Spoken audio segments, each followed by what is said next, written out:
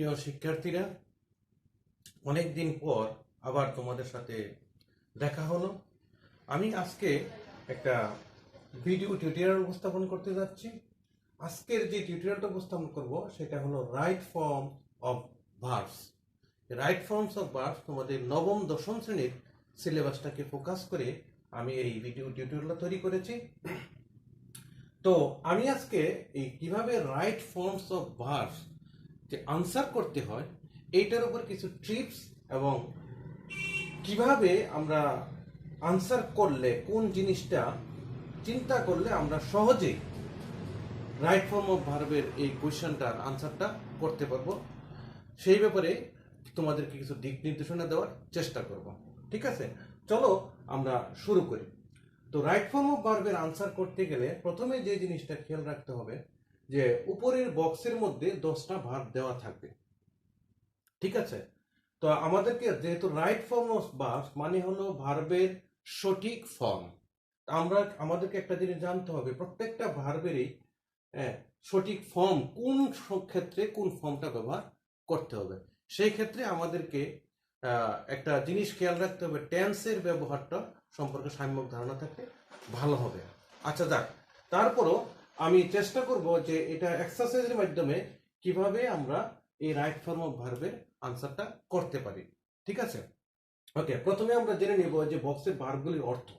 যেমন Bairstow, Bairstow শব্দের অর্থ হলো প্রদান করা, কোনো কিছু দেওয়া। আর এনাবল, এনাবল শব্দের অর্থ হলো কোনো কিছু সামর্থ্যবান করা। হ্যাভ, এটা হ্যাভ ভার্ব।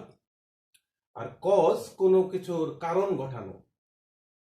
আর ও, ও শব্দের অর্থ হলো ঋণী থাকা, কারো কাছে ঋণী থাকা। আর এটা হলো লস, লস মানে কোনো কিছু হারানো। বি, বি মানে be verb, am, is, are, was, were, এগুলি আরেকটা বি ভার্ব আছে, এখানেও দুইটা বি ভার্ব। ঠিক আছে, আর শো হলো কোনো কিছু দেখানো। আর বিলং, বিলং এটা সর্বদাই বিলং এর সাথে সবসময় একটা প্রিপোজিশন থাকে, একটা মনে রাখতে হবে, বিলং এর সাথে একটা টু থাকে। ঠিক আছে, তো বিলং টু শব্দের অর্থ হলো কোনো কিছু অধিকারে থাকা, কোনো কিছুর অধিকার ভোগ করা। ঠিক আছে, তো আমরা এখন ভার্বের অর্থগুলি জানলাম। এখন আমরা এই প্যাসেজটা একটু পড়ে নেব। ঠিক আছে, পরে আমরা দেখব যে এটা কি কোনো ঘটনা বর্ণনা করছে না কোনো আলোচনা করেছে। যদি সেটা আলোচনা হয় তাহলে আমরা ফোকাস করব প্রেজেন্ট টেন্সের দিকে, আর যদি কোনো ঘটনা প্রকাশ করে তাহলে আমরা কি করব, পিছনের দিকে, অর্থাৎ পাস্ট টেন্স ফোকাস করবে। ঠিক আছে, তাহলে এখানে আমরা একটা একটা টিপস পাইলাম, যদি কোনো ঘটনার বর্ণনা হয় তাহলে সেটা হবে কি পাস্ট টেন্সে, আর যদি আলোচনা হয়, কোনো বিষয় আলোচনা হয়, তাহলে সেটা হবে প্রেজেন্ট টেন্সে।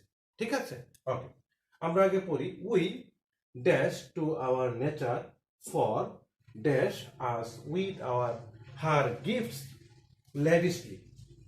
Okay, we dash a large area of land, but the negligible area of land that dash to us is very fertile.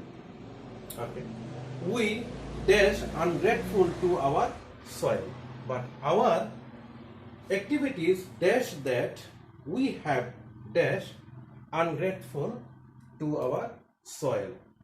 We are constantly dash soil pollution by our unwise activities.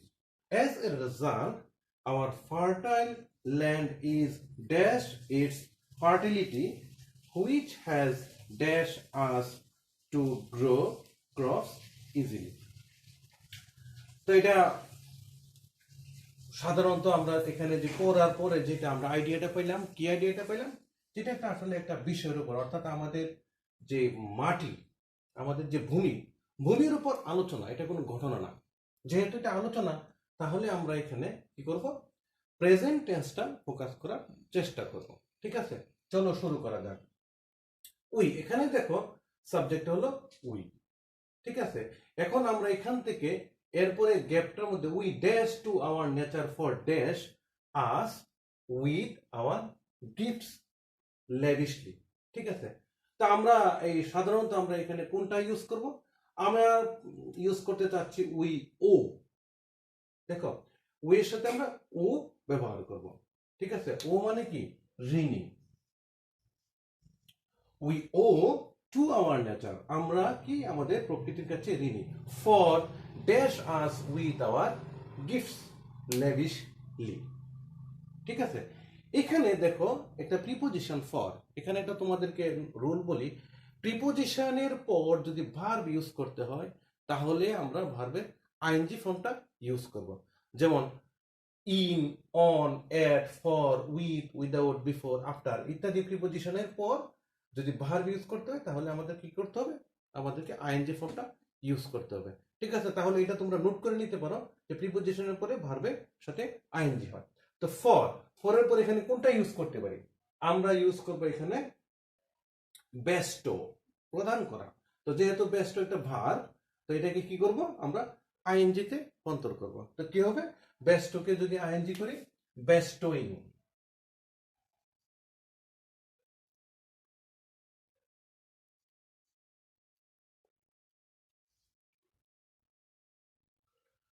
For bestowing us with her gifts lavishly, অর্থাৎ অর্থটা কি দাঁড়ালো? আমরা প্রকৃতির কাছে ঋণী কেন?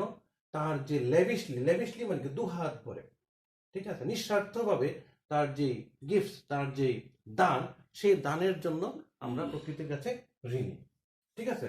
আবারও সাবজেক্টটা we dash a large area of land. তো এইটা, এই ফ্রেজটার অর্থ কি? Large area of land. Large area of land অর্থ হলো যে অনেক বড় ভূমি। আমাদের কি দেশটা কি অনেক বড় ভূমি? আমাদের দেশটা কিন্তু ছোট দেশ, জনসংখ্যা অনেক বেশি, কিন্তু আমাদের সেই তুলনায় ভূমি হলো কম। তো আমরা কি লিখবো? আমাদের আমরা ইউজ করব এই হ্যাভ ভার্বটা, ঠিক আছে? হ্যাভ ভার্ব যদি ইউজ করি, আমরা যদি বলি we have a large area of land, আবার দেখো বিপরীত বাট, ঠিক আছে? তো এখানে আমরা কি হ্যাভ ভার্ব ইউজ করি, কিন্তু অ্যাফার্মেটিভে ইউজ করতে পারবো না। আমাদের কি করতে হবে? নেগেটিভে ইউজ করতে হবে, কারণ অর্থে তোমরা পরবর্তীতে দেখবা যে দেখো, but the negligible area of land dash dash to us is very fertile, ঠিক আছে? ওকে, তো আমরা এখানে কি দেব? উই ডু নট হ্যাভ ব্যবহার করব, ঠিক আছে? We do not have a large area of land. Okay, আমাদের কি নাই? অনেক বড় জায়গা নাই।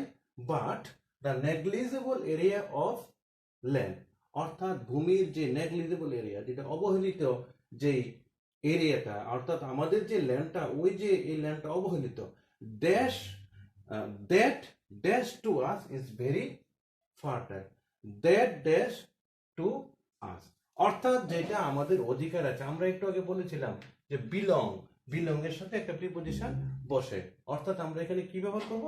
Belong to. যেহেতু আমরা এখানে টু আছে, সেখানে আমরা একটা হিন্টস পেলাম, এখানে বিলং টু ব্যবহার করব।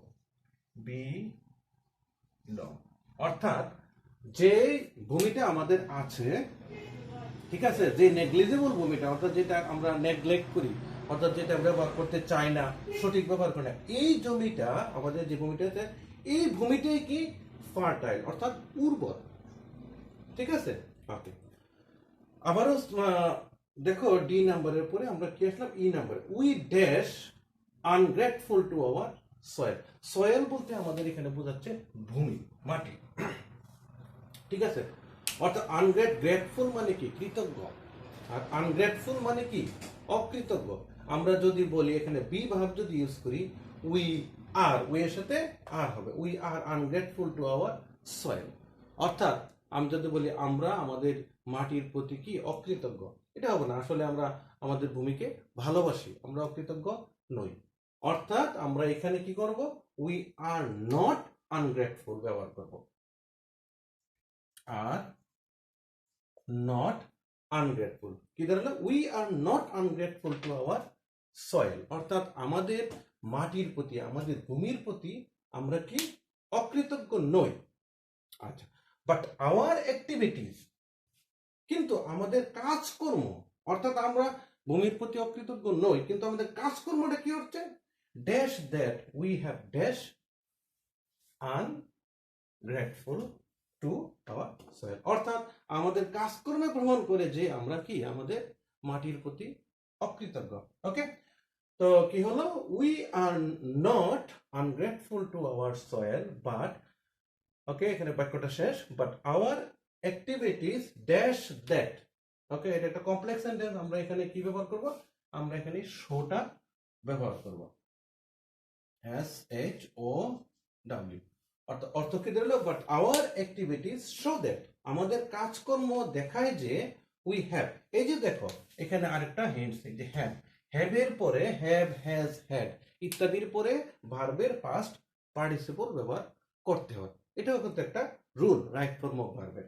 ওকে, তো উই হ্যাভ, আমরা যেটাই ইউজ করি আমরা এখানে কি হবে, পাস্ট পার্টিসিপল ব্যবহার করতে হবে।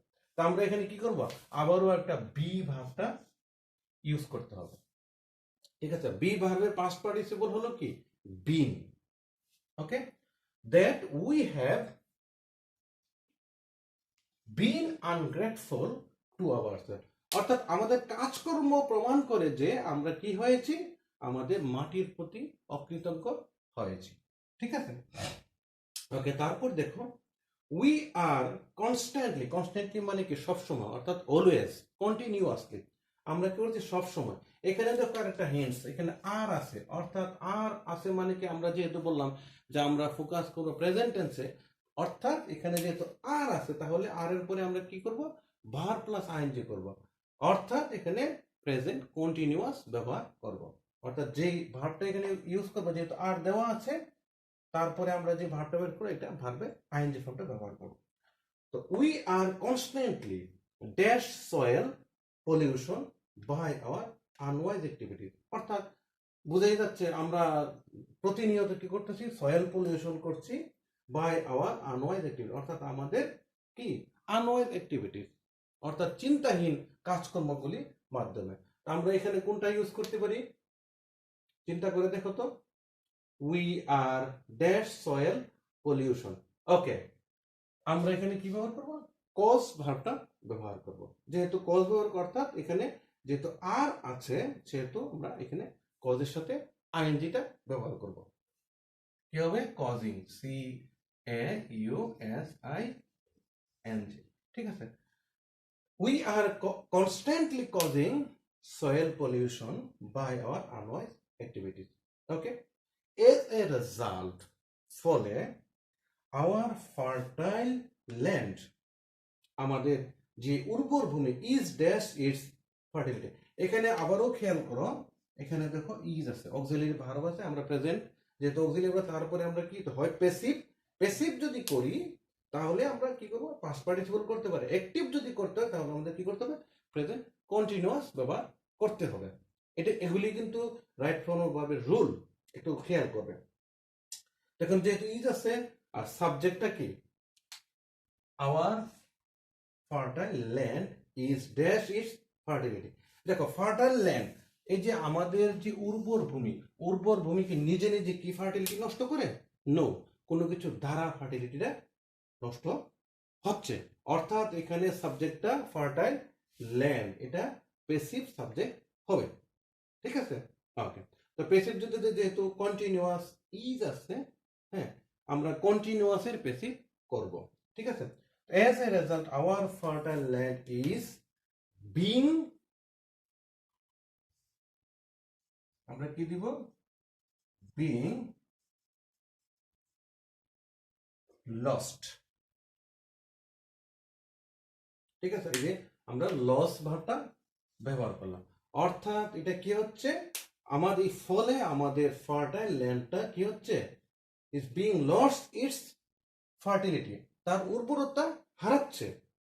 হুইচ হ্যাজ, অর্থাৎ যেটা হ্যাজ ড্যাশ, আবারও দেখো এখানে হ্যাজ ভার্বটা আছে, অক্সিলারি ভার্ব, হ্যাজ এর পরে ভার্বের পাস্ট পার্টিসিপল হবে, which has dash us to grow cross easily. তো বুঝতেই পারছো আমরা সবগুলি ভার্বই কিন্তু ইউজ করছি, আমাদের এই এনাবল ভার্বটা বাকি রয়েছে, অর্থাৎ এটা সোজা আমরা এখানে এনাবল ভার্বটা ব্যবহার করব। এনাবল ভার্ব মানে কি, এখানে এনাবলের পাস্ট পার্টিসিপল কি হবে, এনাবলড।